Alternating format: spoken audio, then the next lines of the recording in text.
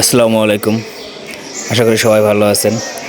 এই হচ্ছে সেই ভাইরাল জয়না গাছ, যা ফেসবুকে কিছুদিন আগেও সবার মন কেড়েছে।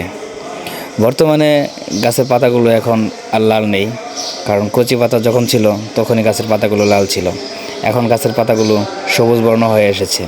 তাই এখনও যারা আসতে পারেননি বা আসবেন ভাবছেন, তারা এই ভিডিওটা দেখে বুঝতে পারবেন যে হ্যাঁ, গাছটা এখন কোন পর্যায়ে আছে।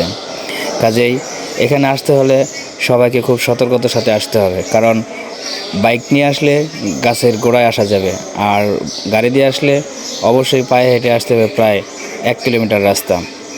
এখানে আসার জন্য সহজ পথ হচ্ছে, কেউ যদি ঢাকা থেকে আসেন, গাজীপুর থেকে যদি আসেন, আপনাকে অবশ্যই ময়মনসিংহ রোড হয়ে হোতাপাড়ায় আসতে হবে। হোতাপাড়ায় এসে এখানে অটো স্ট্যান্ড থেকে যে কোনো অটোওয়ালাকে বললেই হবে যে আমি মাস্টারপাড়া যাব।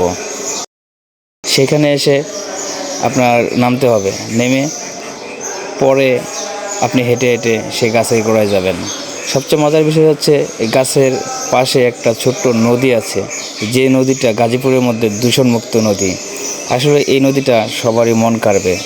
এই নদীতে অনেক নৌকাও চলাচল করে বর্ষার মৌসুমে, আর চতুর্পাশের পরিবেশটা খুবই সৌন্দর্যময়।